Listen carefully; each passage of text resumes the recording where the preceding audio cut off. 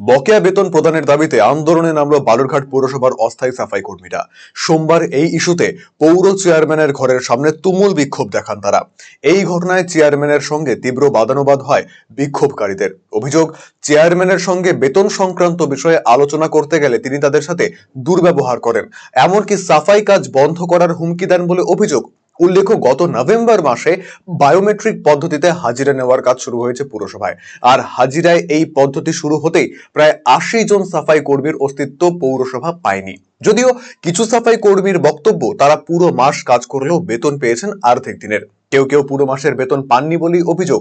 অস্থায়ী সাফাই কর্মীদের দাবি, অন্ততপক্ষে ২০০ জন এমন কর্মী রয়েছে যারা বেতন পাননি। হিসাব অনুযায়ী নভেম্বর মাসের বেতন ডিসেম্বর মাসে পাওয়ার কথা ছিল। ডিসেম্বর মাস শেষ হতে যাচ্ছে, সেই বেতনও পাননি তারা। তারই প্রতিবাদে এদিনের বিক্ষোভ বলে জানান অস্থায়ী সাফাই কর্মীরা।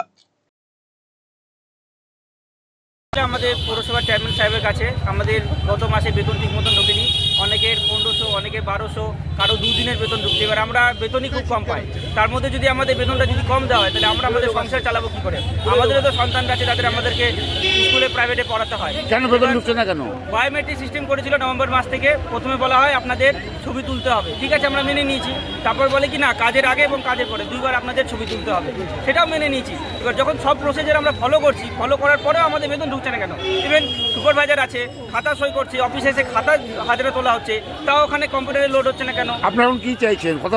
আমরা কথাবার্তা এসে বলছিলাম যে স্যার, আমাদের বেতনটা আপনারা খুব শীঘ্রই ঢোকান, কেন ঢুকছে না? এবং উনি বলছেন ঠিক আছে ঢুকবে, দেখছি। এবার অনেকে আছেন চেয়ারম্যান সাহেবের রুমে, ওনারা বলছেন দেখে নিব, ওরা তো হরিজন, দেখে নিব। স্যার, এটা কোনো কথা হলো? আমরা কি মানুষ না? আমরা গোটা বালুরঘাট টাউন পরিষ্কার করি, নোংরা কাজ করি, আমাদের কোনো ভ্যালু নাই। কতজন শ্রমিক আছে আপনি দেখুন। আমাদের জেলা কমিটিতে মনে হয় ৮-৯০০ শ্রমিক আছে, ডিআরডব্লিউ স্টাফরা আছে, তার ছাড়াও আমাদের অনেক লোকজন আছে। তারপরে ৩০০ জন বেতন পাচ্ছে না। ৩০০-৩৫০ অ্যাপ্রক্সিমেটলি বেতন পাচ্ছে না। কি চাইছেন এখন? আমরা চাইছি খুব শীঘ্রই আমাদের বেতন দেওয়া হোক, আমাদের দাবিগুলো পালন করা হোক, নাইলে আমরা আজ থেকে অগ্রিমকালের জন্য স্ট্রাইকে যাচ্ছি। অবশ্য বিক্ষোভকারীদের আনা দুর্ব্যবহারের অভিযোগ অস্বীকার করেছেন পৌরসভার চেয়ারম্যান অশোক মিত্র। বিষয়টা দেখুন, ওনারা আজকে আমার কাছে এসেছিলেন এবং ওনাদের সাথে এর আগে আমি অনেকবার বসেছি, আমরা কথাও বলেছি পৌরসভাগতভাবে। বিষয়টা হচ্ছে, আমরা বায়োমেট্রিক অ্যাটেন্ডেন্সে যে তাদের যে ওয়েজেসটা, সেটা আমরা অলরেডি নভেম্বর মাসের 1 নভেম্বর থেকে চালু করেছি। কয়েকজনের কিছু সমস্যা আছে, এখানে সবার সমস্যা নয়, কয়েকজনের সমস্যা আছে যে তাদের বায়োমেট্রিক অ্যাটেন্ডেন্সটা সঠিক আসেনি। তো যার যতটুকুনো দিন এসছে বায়োমেট্রিক্সে, তাদের বেতনটা সেইভাবে গিয়েছে। এবার তারা অলরেডি, তাদেরকে আমি বলেছি যে অ্যাপ্লিকেশান দিতে, যে কার কী সমস্যা রয়েছে, সেই অ্যাপ্লিকেশানগুলো অলরেডি দিয়েছে। আগামী মাসের যে বেতনটা হবে, তার সঙ্গে যদি সেই জায়গাগুলো স্ক্রুটনি করার পর দেখা যায় যে সত্যি তারা কাজ করেছে, তারা হয়তো ওয়েজেসটা পাননি, সেটা আগামী মাসের বেতনের সঙ্গে বা তার আগেই সেটা অ্যাডজাস্টমেন্ট হয়ে যাবে। এখানে কোনো